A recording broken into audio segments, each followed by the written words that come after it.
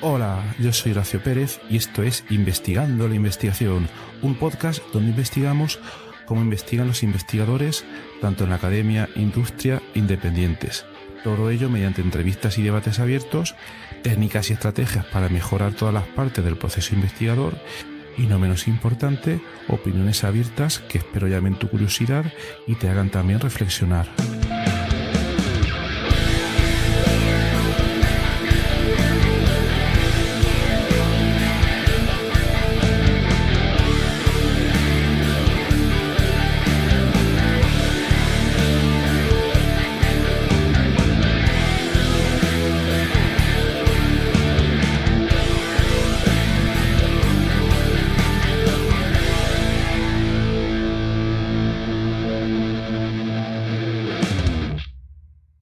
Hola, bienvenidos a otro episodio del podcast Investigando la Investigación.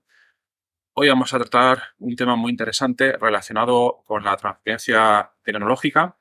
Específicamente nos vamos a centrar quizás un poco en la transferencia tecnológica dentro de la academia y vamos a hablar de un libro muy interesante llamado Lean Startup para científicos, para investigadores, y tenemos aquí el placer de tener del autor de este libro, José Javier Luis Cartagena. Hola, José, ¿qué tal? Hola, Horacio, muchas gracias por invitarme a la que es mi primera experiencia en un podcast.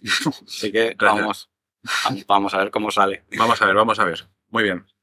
Entonces, lo primero que te pediría, José, si para la audiencia te puedes presentar, comentar quién eres y a qué te dedicas. Pues te cuento, si quieres empiezo por mi formación, porque además está muy relacionada con el libro que vamos a presentar hoy. Yo tengo una trayectoria un poco extraña, yo vengo de la química, de la ingeniería química concretamente, aquí en la Universidad de Murcia. Terminé la ingeniería y trabajé 2 años en un grupo de investigación en este área, y de ahí viene un poco mi relación con la parte científica. Ajá. Y con la parte de los grupos de investigación. Ahí tengo una primera experiencia. Vale. Luego tengo un cambio bastante radical y me licencio en publicidad y relaciones públicas. Es un cambio grande. Un cambio grande. No me terminaba de gustar aquello, fue un cambio difícil, pero yo siempre había tenido ahí una especie de pulsión ahí interna. Yo creo que me gustaban mucho las humanidades, las ciencias sociales, pero no había definido bien qué quería hacer, y bueno, en un giro ahí de los acontecimientos, pues decidí ponerme a estudiar una carrera en esta misma facultad, pero en este caso de publicidad. Ajá. Entonces ahí parto ya de una parte científica, una parte más de humanidades, y bueno, finalmente me acabo dedicando digamos, al área de economía, innovación, marketing. De hecho, ahora mismo, bueno, soy profesor asociado en la Universidad de Murcia en el área en el departamento de marketing. Vale. Pero esa no es mi actividad principal. La actividad principal es una consultora que se llama Prismático Innova, que tengo junto con mi socia Carmen García Mora, también coautora del libro, es importante, quería decirlo. Uh-huh. Y en la que nos dedicamos, estamos muy especializados en metodologías ágiles de innovación. Tenemos ya 5 años y estamos en métodos como Lean Startup, como Design Thinking o co-creación. Okay. Entonces, claro, y por eso te decía que eso está relacionado con el libro, porque en mi caso he estado en la parte, a través de la empresa, tenemos relación con la industria, trabajamos mucho para la industria, conocemos las necesidades, trabajamos para el sector agroalimentario, para el sector de salud, médico, y también mucho para el sector científico. Uh-huh. Entonces conocemos las necesidades de la empresa y conocemos también las necesidades del científico, porque además otra de las actividades de la empresa es ayudar a científicos, a grupos de investigación, a validar ideas en el mercado.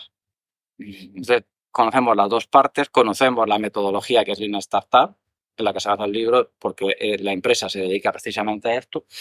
Y luego, además, yo personalmente, pues siempre me he movido entre la parte científica, de ciencias puras, ciencias naturales, ciencias médicas, y la parte de ciencias sociales y humanidades. Vale. Porque al final el libro, ahora comentaremos, está llevando una metodología del campo de la empresa al mundo de la ciencia, es la propuesta del libro.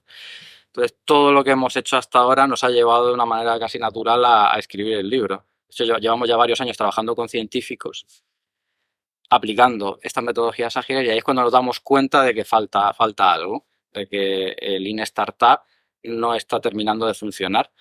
Y una cosa muy sorprendente que descubrimos, que es que no hay una metodología, no hay un marco metodológico de referencia para emprender en el mundo científico. No existe. No existe. Existe el Lean Startup, ahora podemos definir lo que se está aplicando desde hace tiempo ya también en universidades, pero de una manera muy acrítica desde mi punto de vista. Es una metodología que nace para el desarrollo de proyectos de startups, de proyectos TIC, básicamente, aplicaciones y software. Entonces, requiere una adaptación muy importante a la hora de aplicarlo a un proyecto científico. Bueno, de todo eso surge la oportunidad de hacer el libro que hemos lanzado a principios de este año. Vale, genial. Y para la audiencia que no lo conoce, ¿nos podrías sintetizar brevemente o el tiempo que necesites qué sería la metodología Lean Startup? Pues es una metodología que tiene 13, 14 años, más o menos, de Eric Ries, que hace unos planteamientos muy innovadores en su momento relacionados con el emprendimiento. Y lo que dice esta metodología, que es importante saber que nace para proyectos tecnológicos, pero tecnológicos referidos a TIC, como decíamos, a software y a aplicaciones móviles fundamentalmente. Lo que dice esta metodología es, rompiendo un poco el paradigma de creación de negocios de las universidades y escuelas de negocio que te decían, bueno, hay que hacer un plan de negocio primero y luego ese plan de negocio se desarrolla. Y realmente todo el esfuerzo y toda la inversión hasta que pones delante realmente del cliente ese producto o ese servicio es muy alta, porque solo al final, de verdad, el producto se enfrenta a la prueba real del cliente. Entonces, Eric Ries le da la vuelta completamente a esa lógica. No. El plan de negocio al final, si es que se hace. Lo primero que hacemos es, una vez que tú tienes una idea, inmediatamente, y lo primero es mostrársela al cliente. Y a partir de ahí, con una cosa que ellos llaman producto mínimo viable, que es una cosa también que tiene mucho debate en sí, pero vamos, ¿qué es lo mínimo que puedo enseñarle al cliente para empezar a validar cosas? Y entonces él plantea como un ciclo iterativo donde cada vez vas haciendo experimentos o vas teniendo productos mínimos viables más sofisticados que siguen iterando continuamente con el cliente. Entonces, construyes el producto con el cliente de manera iterativa. Este es el primer presupuesto, digamos, de Lean Startup. Y esto tiene unas implicaciones muy claras. Hay que salir a la calle desde el primer día, por ejemplo. Para hablar con clientes, efectivamente. Y hay que construir productos mínimos viables. Al final, el ciclo de Lean Startup lo que dice es lo primero, construye algo, un producto mínimo viable, sale a la calle y hace un experimento, que puede ser de una entrevista a otro tipo de experimento, vuelve a la oficina, analiza los resultados y a partir de ahí toma una decisión, que puede ser o cambio alguna cosa, o abandono el proyecto, o persevero porque he tenido señales de que voy por el buen camino y voy haciendo experimentos y productos mínimos viables cada vez más sofisticados. Vale. Entonces es algo que es bastante revolucionario, aunque a veces las cosas se han hecho así de manera natural, ya simplemente se le ha puesto un nombre. Pero plantearlo desde un marco teórico para mí fue muy revolucionario para el mundo de la empresa. El decir, no. Voy a entregar algo imperfecto, voy a exponer algo imperfecto al cliente desde el primer momento. Ajá. A mí me resulta sorprendente, bueno, yo ya he leído sobre Lean Startup, etcétera. Lo que más me resulta sorprendente es que, es lo que comentamos un poco antes, fuera del micrófono, ¿no? Que a día de hoy, cuando te metes un poco en esto, lo ves bastante obvio, pero ¿qué fue determinante? Primero, ¿por qué se hacía antes una metodología tan digamos, no sé, tan complicada, con tanta inversión, en donde querían terminar una cosa completamente antes de venderla, con el posible riesgo de que eso no encajara en el mercado y que despilfarraran todo el dinero, etcétera? ¿Cómo es que se hacía eso antes? Porque es algo que viene de tiempos inmemoriales, de la primera revolución industrial o algo así. ¿Y cómo es que este hombre, Eric Ries, se dio luego cuenta, fue el único que se encendió la bomba y dijo, hay que hacerlo así, y luego ya tuvo una adopción inmediata, ¿no? Sí. Completamente, porque además, bueno, siempre ha habido técnicas, siempre ha habido desde hace muchos años investigación de mercado para intentar validar cosas sobre tu idea de negocio. Pero el concepto de exponer tu producto imperfecto sí que yo lo considero muy innovador. Y realmente cuando tú ya ves eso en la práctica es cuando tienes la epifanía de decir, ostras, con 4 pequeños experimentos, 4 pequeñas pruebas, ¿cuántas ideas quedan descartadas de primeras. ¿Cuántas señales rojas aparecen de, oye, no sigas por ahí? Con un experimento muy sencillo, con 5 entrevistas, por ejemplo, al sector. Y eso nos ha ocurrido mucho con los científicos. Ha habido ahí una especie de descubrimiento de decir, vale, mi producto va a la industria de los lácteos, por ejemplo. Vamos a hacer 5 entrevistas al responsable de innovación de industrias de lácteos. Se aprende tanto en 5 entrevistas bien hechas, según la metodología. Esto no es llegar y preguntar, oye, ¿te gusta mi producto? Es una entrevista de tipo problema, como dice Eric Rier.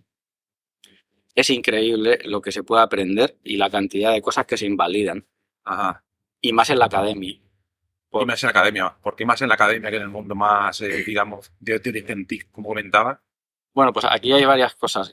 Bueno, primero por la desconexión que tiene la academia del mundo real. En el libro planteamos algunos datos y la verdad es que es descorazonador. Por ejemplo, no se puede dar alguno. Luego, no os preocupéis en la audiencia porque en la nota del programa daremos todos los enlaces a José, a su empresa y también al libro para que le podáis echar un vistazo. Sí. Bueno, en el libro planteamos algunos datos, pero que no nos inventamos. Vienen de la OCDE, del informe de transferencia, de la conferencia de rectores, de la Fundación CID. O sea, ellos lo dicen de una manera más suave. Dicen que la transferencia española es escasa, que es poco efectiva, pero realmente si miras los datos, las patentes están decreciendo, el número de spin-offs está decreciendo, las empresas prefieren innovar con otras empresas de manera mayoritariamente y aplastantemente mayor que con las universidades. Vale. De toda la financiación con la que se financia la I+D universitaria, pues un poquito más del 5% viene de empresas, o sea, prácticamente nada. Y esa es la foto del informe de la OCDE, que no es exclusivamente española, afecta a muchos países, principalmente de la OCDE. Vale, ¿se puede decir esta situación ocurre también en Estados Unidos, que se supone que son líderes en innovación? ¿O? Sí, pero esos datos son bastante mejores. Ocurre mucho en Europa, por ejemplo. Los datos son muy preocupantes en eso, ¿no? Entonces, bueno, eso es una cosa que te das cuenta cuando empiezas a hablar con grupos de investigación y empiezas a aplicar el método, que cuando te sientas con ellos frente a la industria, es muy habitual que el desarrollo que ellos tenían pensado estuviese ya muchos años, ya que de manera empírica ya se hubiese demostrado por la industria que eso no funcionaba, o que hay alternativas mucho más eficientes o baratas o mejores a ese problema que están intentando resolver. Y eso no requiere un estudio de mercado profundo, requiere 5 entrevistas o 3 entrevistas con la industria. Y ahí te das cuenta de que hay un choque y una pérdida de inocencia muy rápida de, oye, ¿cómo había subestimado yo lo difícil que es comercializar y llevar algo al mercado y cómo había subestimado las otras cosas que hay? Cuando dices que hay un choque es cuando el científico ¿no? se da cuenta de esa situación, pero no todos se dan cuenta porque no todos intentan transferir y los que intentan transferir no sé si todos conocen este método.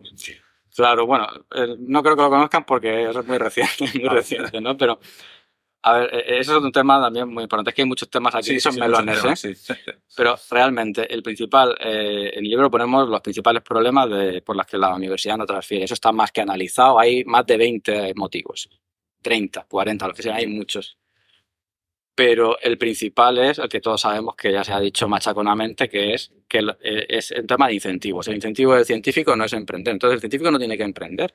El científico tiene que hacer como cualquier ser humano, que es buscar una carrera, estabilizarse, cuidar a su familia y tener una perspectiva laboral estable.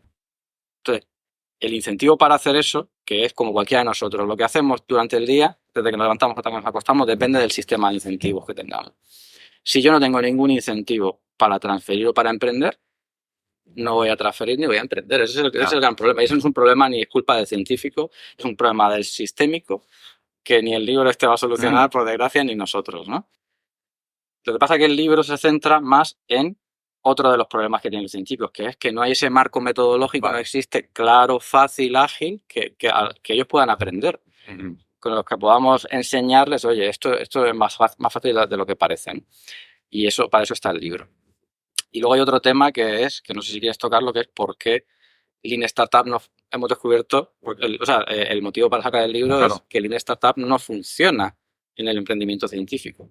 Eso es lo más atrevido, creo, que decimos del libro. Sí.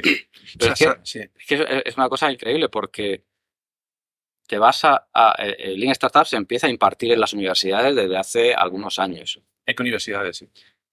Bueno, si buscas Lean Startup Universidad, hay varias universidades que están dando talleres. En Estados Unidos, desde 2011, hay un programa de Lean Startup a nivel nacional, por ejemplo. O sea, se está dando Lean Startup más en Estados Unidos, con bastante intensidad. Y en España hay conatos, hay formaciones, hay talleres para científicos. Pero claro, ha habido una especie de tomar el todo por la parte por el todo, digamos, entonces todo es Lean Startup.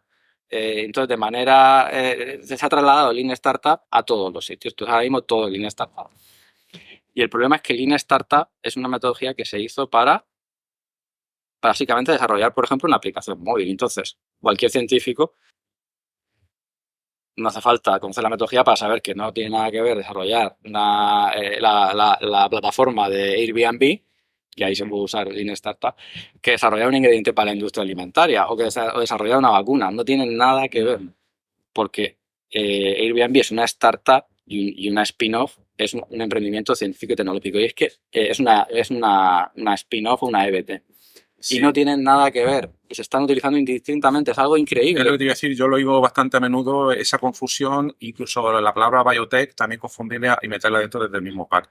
Pero aclaremos que no, que una spin-off sería una empresa generada a partir de una universidad por investigadores, mientras que una startup es una empresa con fuerte componente de innovación tecnológica que puede o no puede, no sé si estás de acuerdo, estar generada a partir de una universidad.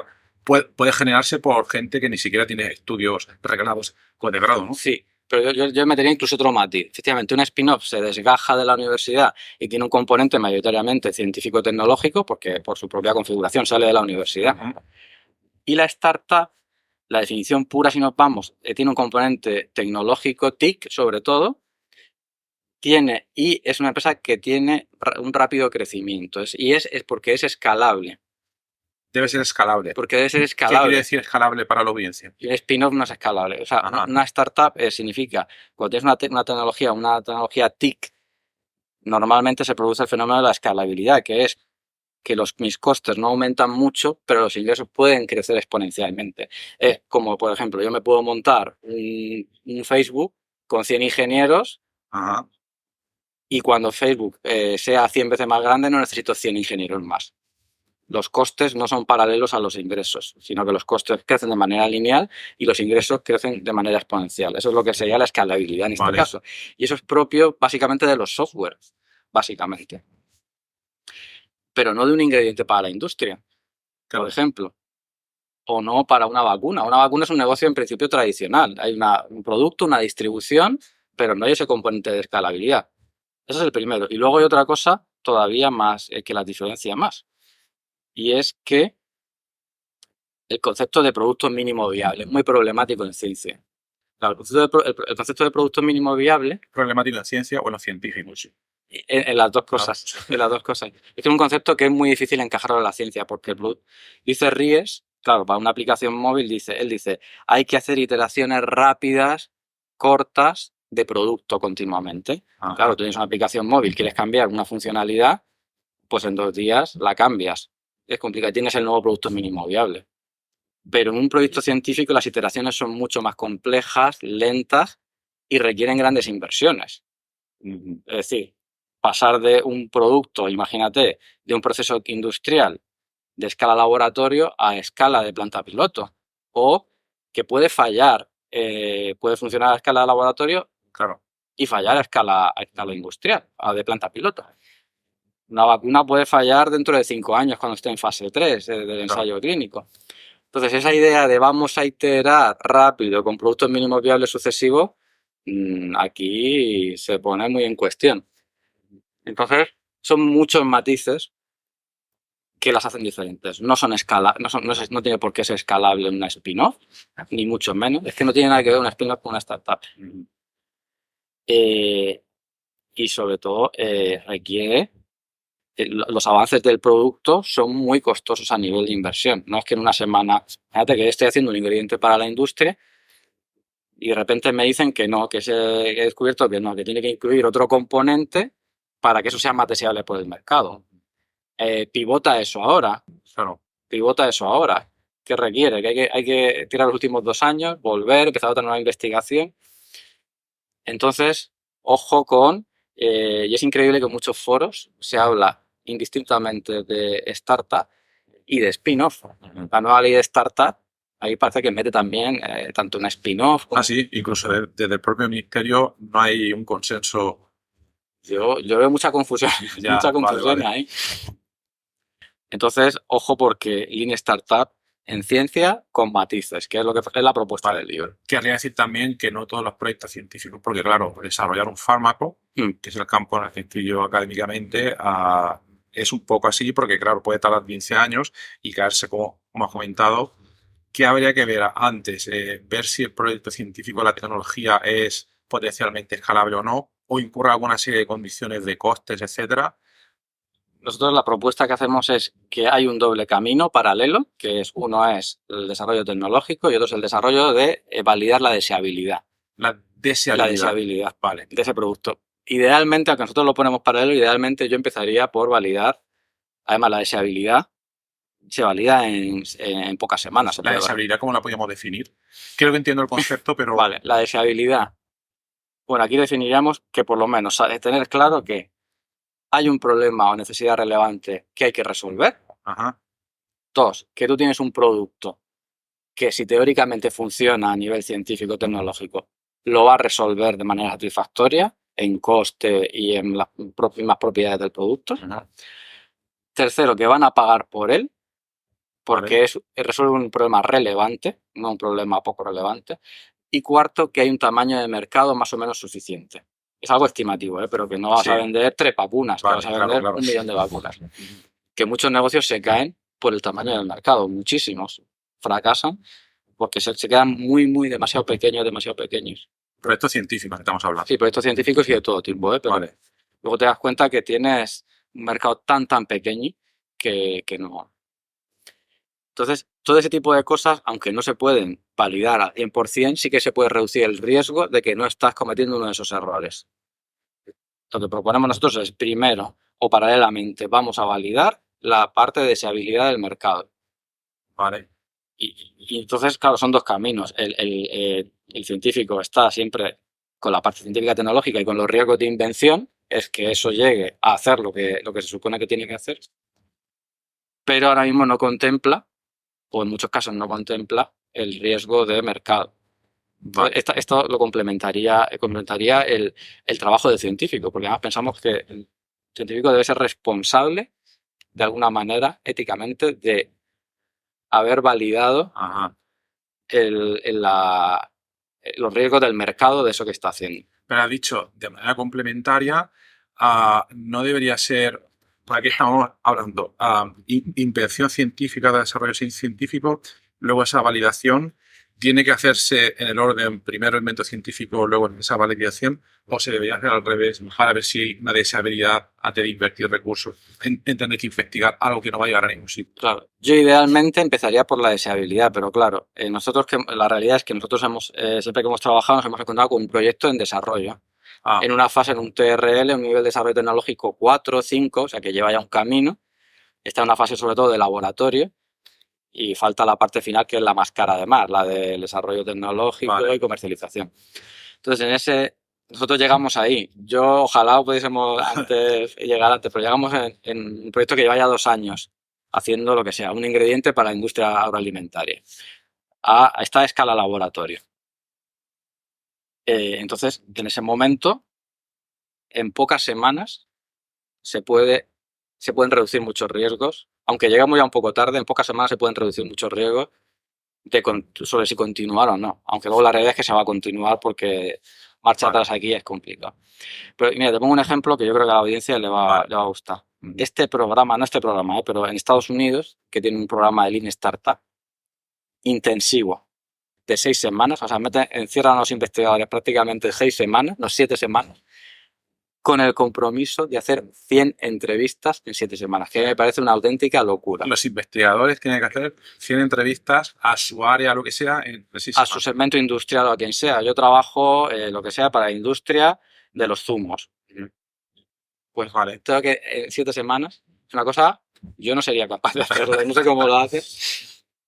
Pero, o sea, fíjate en serio que se toma este tema, ¿eh? Es decir, en 7 semanas vamos a validar y además todo auditado, todo en un programa en el que se graban las entrevistas, se suben a una plataforma y luego hay que justificar por qué sí o por qué no ese producto tiene sentido. Ajá. 100 entrevistas. 100 entrevistas, está bien, sí. O sea, eso es que no duermes en 7 semanas para cerrar y ejecutar 100 entrevistas.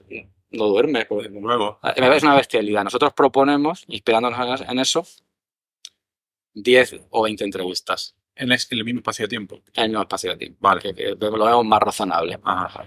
Porque nuestra experiencia nos dice que con 5 entrevistas en un segmento, siempre que es por segmento, son ya muy significativas, ¿no?, para reducir el riesgo de algo. ¿Vale? Hay diferentes estudios por ahí que dicen que 5 entrevistas prácticamente resuelven el 85% de las cosas que quieres investigar. Pero tendrá que ser también 5 entrevistas convenientes. Igual que cuando en estadística quieres tener una muestra estadísticamente significativa, supongo que aparte que sean dentro del sector del problema, tendrás que habrá alguna indicación para ver quién coges y quién. Por eso que si coges 5 personas iguales, no sé si te pueden aportar información, ¿no? Claro, aquí como suelen ser segmentos industriales, ahí hacemos una selección de la muestra. Imagínate si son, por ejemplo, industrias agro que cultivan hortofrutícola, por ejemplo, pues definimos bien el segmento, que de más de 50 millones de euros, que tengan este tipo de cultivo, que tengan, y definimos la muestra. Pero hay que tener en cuenta que el método Lean Startup es más cualitativo que cuantitativo, en el sentido de que busca más luces, es como un semáforo, busca más luces rojas, de decir, ojo, peligro, hay riesgo. Vale, busca peligros. Vale. Luces verdes, de decir, parece que vas por el buen camino. Y luces naranjas de, esto no es concluyente, ojo, lleva cuidado, sigue preguntando porque hay mucho peligro. Pero es que la experiencia nos dice que cuando es una luz roja, a la tercera entrevista lo sabes, es que lo sabes, que es una luz roja. A la tercera entrevista, quiere decir, cuando en 3 entrevistas te dicen el mismo semáforo rojo. En 3 o 4 entrevistas ya sabes que ese producto se probó hace años, que hay una alternativa en el mercado mucho más conveniente, lo sabes, ¿sabes? Pero, claro, hay que segmentar bien a quién hacer las entrevistas, hay que seguir la estructura de entrevista a problema y bueno. Y esto lo contáis todo en el libro. Está todo ahí. Nos hemos desnudado en el libro, ahí está todo lo que sabemos, está ahí. Sí, sí. Entonces, es a mí y a mi socia Carmen, que también está en el libro, es lo que más, creo que lo que más nos ha gustado, ¿no? Sí. El acompañar al científico en ese descubrimiento de la realidad, de lo que hay ahí fuera, y decir, ostras... Luego he visto al leer el libro sí, que hay varios casos de ejemplo que comentáis que son por aquí de la región de Murcia, ¿vale? Son súper interesantes, por si quieres resaltar alguno de ellos, alguna de la historia que has escrito ahí. Bueno, pues fíjate, hay grupos fíjate, hay investigadores que han asimilado absolutamente la metodología y han adoptado el lenguaje muy rápido y te puedo dar ejemplos, porque otra de las cosas es que es una metodología muy apta para científicos por el propio lenguaje de la metodología, porque viene del mundo de empresa, pero habla de términos como hipótesis, como experimento, y eso es muy atractivo. Claro, exactamente. Es muy rigurosa, este tema es muy interesante porque trocea la idea, la divide en hipótesis y dice, vale, aquí hay 3 hipótesis que son críticas. Vamos a salir a la calle a comprobarlas. Ese lenguaje es muy atractivo para el científico porque, y aquí hay un problema, es que los que venimos de la facultad del otro extremo, que es económica o en este caso ciencias sociales, y aquí vamos a hacer una pequeña autocrítica los consultores, tenemos que demostrar rigor en este tipo de cosas cuando nos aplicamos las ciencias. Y hasta ahora no está siendo así. Es decir, ya además tú conoces la consultoría, esto estaría dentro de la consultoría de negocio, ¿no? Podemos llamar donde tienes que decirle si una idea tiene sentido, si no. Ocurre mucho que además los científicos nos llaman los consultores. Vale. Fíjate que nos llama, sí me dijo el consultor, el otro consultor, vino otro consultor, somos el consultor. ¿Y cómo es posible que llegue un consultor, esté con ellos trabajando y le diga una cosa y llegue otro consultor, esté trabajando y le diga absolutamente lo contrario? En consultoría de negocio esto ocurre mucho y eso tiene Es como si yo voy y me dice un médico que tengo hipotiroidismo, y le voy a otro y me dice que tengo hipertiroidismo o tengo hipertensión. Digo, bueno, ¿esto qué es? Entonces creo que desde el mundo de la consultoría de negocio, de este tipo de consultoría, tenemos que ser rigurosos y a veces yo creo que somos percibidos como una caja negra que dice cosas. Y ahí creo que perdemos mucho valor. O sea, es muy fácil aquí entrar en el cuñadismo rápidamente. Claro. De no, tienes un productazo. Yo lo que haría es vete a la industria tal, que ahí seguro que. O yo tengo un cuñado que me ha dicho que no sé qué. Estoy exagerando, Vale. Pero es un tema que esta metodología también crea una sistemática de la que no te puedes escapar. A ver, tienes que validar que este cliente es este. Vete a hacer 5 entrevistas. ¿Qué te han dicho? Analicemos. Ya. Tienes que validar que es esto otro. Ajá. Y eso reduce esa caja negra que somos muchas veces las consultoras, que llegan y parece que... Vale. No sé si tu experiencia también ha ido un poco por ahí, ¿no? Yo un poco de todo. Yo observo, lo que entendería en esa línea es que se quiere sistematizar, por una parte, un investigador que venga desde el mundo de la ciencia, como tú has comentado, le resulta muy atractivo toda esta terminología porque yo creo que lo ve fácilmente. Yo no puedo decir nada porque soy un evangelizado, ¿no? Perdón. Pero alguien, un ingeniero o un investigador, son cosas que les debería haber sentido. Otra cosa es que luego tengan el interés de poder moverse a hacer todo lo que requiere la metodología, todas estas entrevistas, pero yo creo que la parte metodológica, el tener bien amueblada la cabeza para poder hacer estas cosas, un investigador ya lo trae por de serio. Totalmente. Entonces, no le debería de sentar por muchos problemas. Pero claro, como tú dices, además, un investigador también debe estar acostumbrado a analizar de manera rigurosa todos esos datos. Si él mismo o ella misma es el que va a tomar esas muestras y va a analizar, también debería entender, saber aplicar una metodología para analizar sin mucho sesgo, aunque es complicado, porque como te he dicho, es cualitativa, Sí, ¿no? tiene un componente cualitativo. Claro. Tiene que identificar o la señal entre el ruido, como te he dicho, identificar por dónde no ir. Por dónde ir a lo mejor, tal, pero por lo menos por dónde no ir. Entonces yo creo que alguien de ciencias no debería de tener por mucho problema. Y claro, los consultores de todo tipo, médicos, abogados, hay de todo, ¿no? Sí. En la viña del Señor. Una pregunta que me surge aquí, normalmente cuando se dice investigador, se le relaciona con científico. Pero no sé si se habéis encontrado algún caso, también por la audiencia del podcast, hay mucha gente que es de humanidades y que también emprende. La gente de humanidades no se ve como científicos, pero también son investigadores. Sí, totalmente. También pueden tener alguna idea, y más ahora mismo que estamos con temas del lenguaje natural y todas estas historias, que quizás pueda llegar al mercado y que sea interesante. Yo he oído que en Estados Unidos, en escuelas de negocios tipo más Harvard y cosas de estas, que obligan a la gente a ir a sitios para aprender humanidades, aunque sean ingenieros, para que tengan un poco un punto de vista pues, de todo eso. Entonces, por preguntar si habéis tenido también experiencia con gente pues, de humanidades. Pues mira, todavía no, y es el tema pendiente, porque Sí. Esto lo hablo mucho con Carmen, con mi socia, de qué hacemos con artes, con humanidades, con ciencias sociales. En la página, mira, estoy con el libro, página 161, hemos hecho un cuadro donde ponemos por área de conocimiento dónde es más aplicable todo esto. Y en la zona de baja aplicabilidad tenemos las ciencias sociales, humanidades y arte. Y nuestra idea es seguramente un segundo trabajo donde trabajemos esto. Perfecto.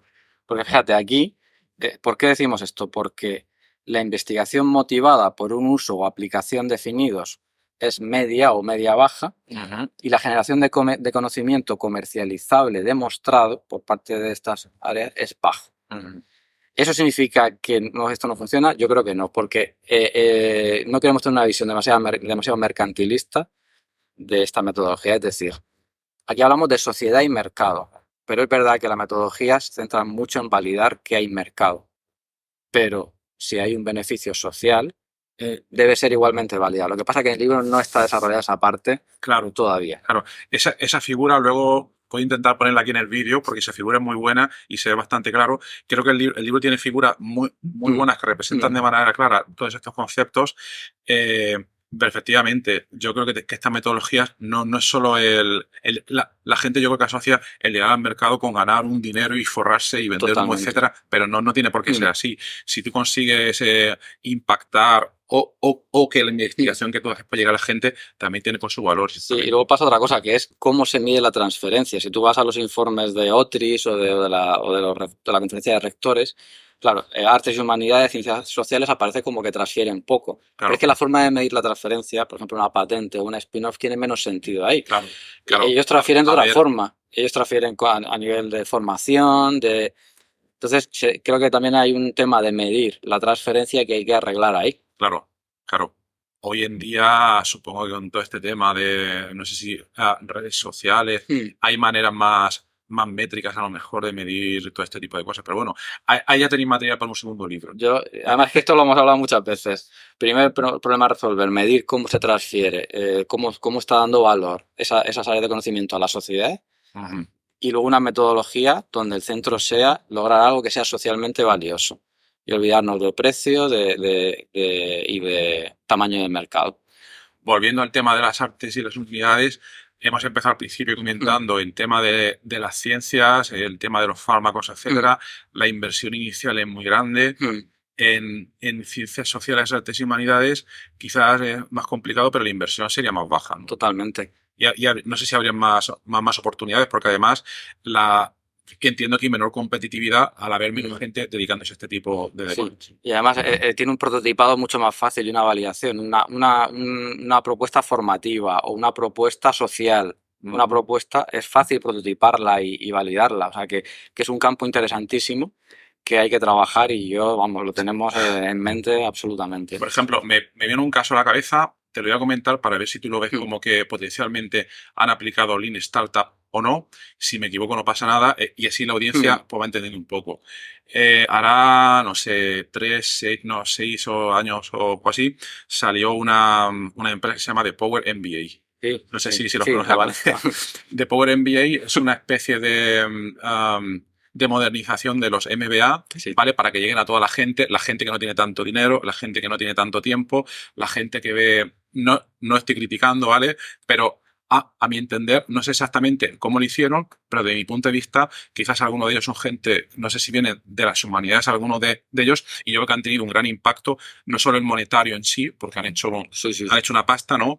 Pero al final han llegado mucha gente que sí que es capaz de recibir esos conocimientos sin haber tenido que hacer un MBA. Lo que no sé si aplicarían o no sé cómo lo ves, estas metodologías. Yo lo desconozco, es una empresa muy exitosa y muy polémica, a partes iguales. Sí. Pero desde luego no sé si empezaron, si hubiesen aplicado en startup, pues imagino que hubiesen hecho un primer curso, a lo mejor más reducido.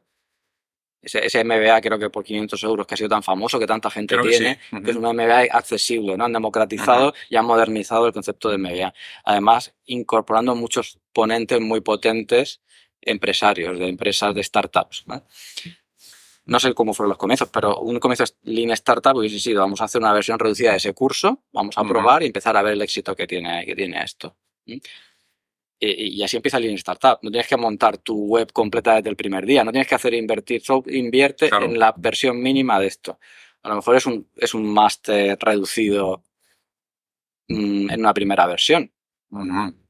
Y luego eso va creciendo y se convierte en algo, pero no sé cómo empezar. Se podría ver, ¿eh? Vale. Perfecto. Pero desde luego humanidades hay que tratarlas. Ahí tenéis el material para el segundo libro. Vale. Pues antes estábamos comentando algunos casos donde investigadores que son, porque se comentan en el libro varios ejemplos de investigadores de aquí, de la región de Murcia, por si quieres comentar en detalle alguno de ellos para ver cómo les ha ido. Sí, pues mira, hay muchos ejemplos, hay varios ejemplos. Tenemos a Rafa y Octavio del grupo de la Facultad de Veterinaria. Hay que decir que la Facultad de Veterinaria es especialmente activa dentro de la Universidad de Murcia. Es una facultad muy activa y muy innovadora. Y allí varios grupos han hecho cosas. El grupo de Rafa y Octavio, que una de sus líneas es la plastinación de órganos. pues han aplicado mucho este método para validar esos órganos plastinados en diferentes ámbitos, educativo, museos, o sea que han hecho muchas pruebas Sí. de mercado para ver si tenía sentido ofrecer esos órganos plastinados en diferentes ámbitos, desde un centro de secundaria a un museo. Entonces ellos han acogido muy bien la metodología y la han probado en diferentes ámbitos. Ellos han sido, digamos, guiados por vosotros Sí. a la hora de implementar, ¿no? Sí. Que también es importante. Sí. Y luego también en veterinaria Pilar Coy, el grupo que trabaja, entre otras cosas, medios de cultivo para diferentes tipos de clínicas de reproducción animal, pues también han utilizado la metodología y han hecho algún pivote y algún cambio a partir de la validación que se ha hecho del mercado. O sea que también han acogido la metodología con bastante entusiasmo. Genial. O sea que ahí tenemos ejemplos. Genial. Muy bien, muy bien, muy bien. Y otra pregunta que me surge es, vosotros, esto es metametodología, en el sentido de que vosotros, al hacer el libro, os planteasteis aplicasteis la propia metodología al desarrollo del libro. Bueno, vosotros no lo veis desde el punto de... No sé si se puede ver como un producto que viene desde la investigación o no, pero a la hora de desarrollar el libro aplicasteis también Lean Startup para la hora de escribir los contenidos o plasmarlos de alguna manera u otra para ver si podía tener más encaje, interés o deseabilidad. A ver, es una pregunta muy interesante porque, a ver, bueno, hay que decir que este libro se hace conjuntamente con el proyecto de la OTRI de la Universidad de Murcia, que fue la que nos dio la oportunidad y ahí también, oye, ellos apostaron por innovar metodológicamente. Claro. O sea, que también agradecemos a la OTRI que nos diese la oportunidad. Y realmente, cuando nosotros le planteamos el proyecto a ellos, le dimos una versión mínima viable del libro. O sea, pero que para la gente que lo iba a decir, vaya tontería, pues un índice con los contenidos mínimos. No, pero a ver, es para que la gente lo entienda también cuál es la idea de un cierto mínimo pues viable. Es una versión mínima para ver si en principio hay un semáforo rojo, ¿no? Entonces, pasa al cliente, en este caso puede ser una OTRI, y le gustó mucho la idea y dijeron, venga, vamos a avanzar en este proyecto porque los contenidos nos gustan. No era un índice, era algo un poquito más elaborado, un dossier de 4 o 8 páginas donde explicábamos el valor del libro y el índice mínimo. Y ese fue el primer producto mínimo viable en este caso. Sí. Y le gustó. Y le gustó y luego pues, decidieron hacer el proyecto. O sea que... ¿Y cómo ha sido el camino? En todo, Eric Ries tiene una frase que es pivot or persevere. Sigue o cambia, ¿no? Se podía traducir o algo así. En el desarrollo del libro, ¿habéis experimentado o habéis detectado algún semáforo rojo para pivotar de alguna manera o cambiar alguna parte? No, aquí no creo que fuese tan aplicable. No, además, fue un proyecto que hicimos ya y lo siguiente fue a realizar el libro. Es decir, que la validación fue que en este caso al cliente, la universidad, le gustó el libro, ¿no? O sea, en este caso, ahí, a partir de ese punto, ya lo siguiente fue entregar el proyecto, ¿no? En ese caso no hubo un proceso iterativo. Iterativo ahí. Vale, perfecto. Entonces ahora mismo el libro lo habéis publicado hace poco, porque lo hacéis consultoría, ayudáis a investigadores para que lo implementen en su investigación, bueno, mejor que su investigación, en la llegada de los productos de su investigación al mercado, ¿no? Pero ¿cómo funciona? ¿Os encuentran los investigadores porque tienen un interés a vosotros o vosotros os imagináis y veis a ellos o las dos cosas? Bueno, el libro está recién salido del horno, o sea, que salió antes del verano. Y claro, nosotros siempre, hasta ahora, no solemos trabajar directamente con el investigador. O sea, el cliente es una OTRI de una universidad o una oficina de emprendimiento de una universidad o de un instituto de investigación de ciencias sanitarias. Es decir, que realmente el cliente es el gestor sanitario o el gestor de una oficina de transferencia o el gestor de una oficina de emprendimiento. Claro, más fácil porque esa OTRI ya sabe un poco a lo mejor cómo está la investigación en su centro y sabe quién tiene más posibilidades, ¿no? Claro, y a partir de ahí pues, podemos proponer implantar un programa donde, de hecho, aquí en la Universidad de Murcia acabamos de empezar un programa específico basado en el libro. Llevamos 2 semanas. Donde ya específicamente se aplica esta metodología por primera vez. Pero lo hacemos para una estructura que en este caso es la Oficina de Emprendimiento de la Universidad de Murcia. ¿Y cómo veis? Creo que me lo puedo imaginar, pero bueno, ¿cómo veis? Igual que cuando empieza la universidad y ves a los chavales en clase los primeros días que son así jóvenes y tal, ¿cómo veis las caras de los investigadores cuando llegan cuando llegan a clase o a la formación y les comentáis la metodología, algunos se sorprenderán, otros no sé si saben ya a lo que van. Bueno, en la formación, en general, la acogida es buena, pero sí es verdad que cuando hemos trabajado con ellos la metodología, ya no hablo tanto de formación, sino del propio trabajo con ellos, de consultoría, hay una primera reacción en general de desconfianza y rechazo hacia la metodología. Sí, por eso esto es, a nosotros, el proceso es primero una especie de desconfianza y luego es como el rayo de luz que te deslumbra y te tira del caballo, ¿no? Entonces, hay una transformación del científico, pero lo primero es cierta desconfianza, no a la metodología, sino a los ciertos presupuestos de la metodología, como son entrega algo imperfecto a tu cliente. Y estamos ante un público que es un científico que es muy riguroso, que no quiere comprometer su prestigio. Claro. De repente dice, oye, es que esto todavía no está validado científicamente. ¿Cómo voy a ir yo a un cliente con algo inacabado que ni siquiera ha validado todavía su funcionamiento completamente? Entonces es una barrera que hay que vencer. Hay que vencer y convencer ahí. Es una barrera de mentalidad. Sí. Sí. Totalmente comprensible. Ajá, claro. Porque es algo muy chocante. Sí. Es algo muy chocante. Entonces, claro, fíjate que cuando haces un experimento para medir la deseabilidad, tú en principio tienes que ir con unas hipótesis que es que eso funciona y que eso va a hacer, luego se lo hará o no, pero tú, la hipótesis en la entrevista es que esto va a tener este resultado. Ajá. Y eso, claro, al científico dice, oye, ojo, que faltan 2 años de investigación para que yo esté seguro de si eso se puede decir. Pero hay que hacerles entender que es un experimento donde se está midiendo la deseabilidad. Luego ya se explicará todo lo que se tenga que explicar. Oye, estamos haciendo pruebas, el proyecto está en desarrollo, pero de primeras a nosotros nos conviene que ese producto, o sea, a partir de la hipótesis de que ese producto funcione. Vale. Entonces, eso es lo más problemático con el científico. Vale, una vez que se soluciona esa objeción, ¿el resto ya va suave o...? El resto ya va suave. De verdad que se produce un cambio de mentalidad que tiene que ver primero con ese choque que hemos hablado con el mercado, que puede al principio ser un poco desagradable porque puede pasar, y muchas veces pasa, que lo que tú estás llevando no está siendo apreciado como tú pensabas que se iba a apreciar. Porque es algo que ya se ha probado o es algo que no necesitan o es algo que como decíamos, que hay una otra alternativa que ya se está usando. Entonces, en general el talante es muy bueno y la capacidad de recoger ese feedback es positiva.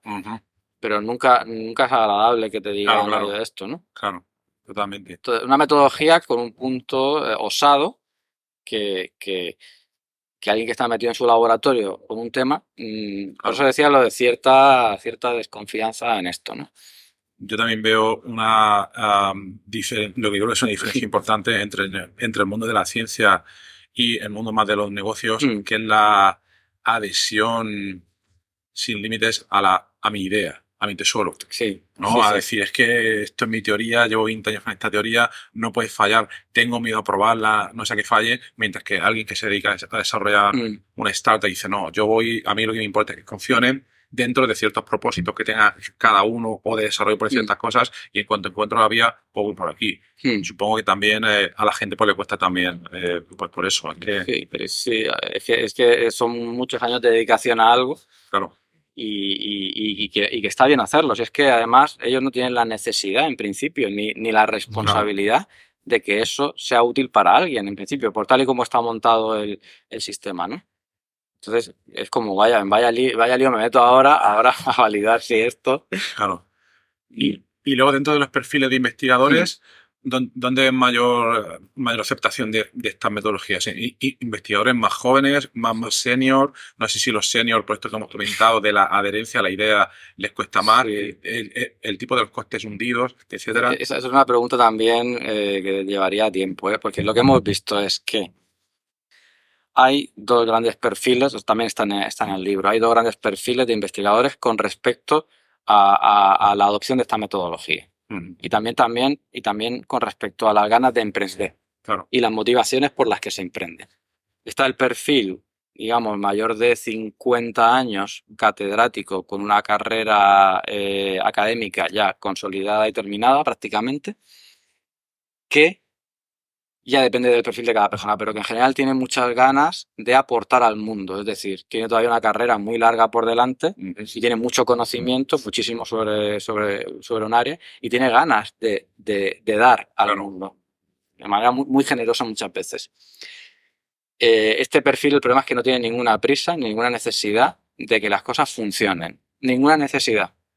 Porque puede permitirse ser contemplativo y puede permitirse ayudar al mundo simplemente o aportar al mundo como él considera que tiene que aportar. Pero no tiene ninguna necesidad de que las cosas funcionen desde un punto de vista de empresarial.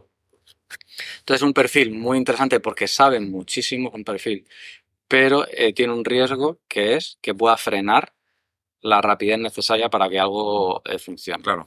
Y luego está la contraparte, que es perfil de 30 años, 35, que no tiene una estabilidad, que suele tener un contrato de investigación, que tiene una situación precaria, no tiene un futuro profesional claro ni consolidado, que se puede ver la metodología y el emprendimiento como una salida profesional más y puede estar interesado. Entonces, pensamos que hay una combinación muy buena de los dos. Y que si solo hay uno de los dos puede quedarse cojo, porque... Vale. Pero claro, ahí necesitas que el joven tenga mucho empuje y tenga ganas de hacer eso. Claro. Porque una futura, imagínate, spin-off puede que sea la persona que vaya a tomar las riendas de ese futuro proyecto. En el libro ponemos estos perfiles y ponemos los pros y contras de cada uno y cómo se complementan, ¿no? Claro. Y además este perfil muchas veces se puede ver opacado por el catedrático, que tiene mucha más autoridad. Claro. Aunque este perfil desee hacer otras cosas o tenga otra opinión sobre las cosas, de cómo hacerlo, claro, hay una figura ahí muy importante, ¿no? Muy respetada, que es el catedrático. Claro. Y además a nivel técnico es el que más sabe del tema. Claro, exactamente. Lo cual me hace pensar que es muy difícil. O sea, es que hay problemas por todos lados. Por todos lados. Y luego también, no lo has mencionado, pero luego también estaría cada otro y tiene sus regulaciones y a lo mejor los dos se unen, el joven y el menos joven se unen para hacer algo, pero luego tiene que pasar por ciertas regulaciones que no les permiten ser ágiles, etcétera, etcétera. Bueno, sí. Y hay muchas historias que poder contar. Pero sí, tiene pinta de que sería una buena combinación. Sí, pero vamos, vemos que no hay ningún perfil que tenga un camino claro. De verdad que yo me solidarizo con el científico, porque ni creo que se le pueda exigir ni que emprenda ni que transfiera las condiciones actuales, ni creo que sea su responsabilidad en absoluto. Él tiene que hacer lo que tiene que hacer, que es investigar y buscar una carrera estable. Es que es lo que tengo que hacer yo y lo que tengo que hacer todo el mundo. ¿Y crees que, no sé, las cosas en tecnología están cambiando tanto en los últimos años? Igual que en 2011 Eric Ries escribió Lean Startup, el libro. ¿Crees que va a haber algún cambio a nivel global, a nivel de emprendedurismo, alguna otra nueva ola? Como nuestro libro, ¿no? Como vuestro libro también es. Yo creo que, no lo sé, es complicado. A ver, esta metodología, lo que pasa es que como el concepto startup lo ha inundado tanto todo, y al final dices, vale, como el ruido está en la startup, pero las nueces para mí sigue estando en el emprendimiento tradicional, científico, tecnológico. Sí. Pero claro, nace Lean Startup, para startups, le inunda todo metodológicamente y vemos que está desajustada esa metodología. Porque otra de las premisas es que el negocio tiene que acelerarse y ser un negocio, el objetivo es ser un negocio milmillonario, crear un unicornio. Casi, porque como son escalables, claro, el objetivo aquí es crear el próximo unicornio. Y entonces veo esos desajustes y veo que a nivel metodológico ha hecho también un poco daño el concepto de la burbuja un poco de startupera, ¿no? Claro. Entonces yo creo que es el momento de girar y creo que está sucediendo al emprendimiento científico, ¿verdad? Y creo que van a surgir cosas ahí. Tengo la sensación. Vale, más en la dirección de spin-off, digamos, no escalable, pero que quizás puede tener mayor impacto en la sociedad, etcétera. Sí.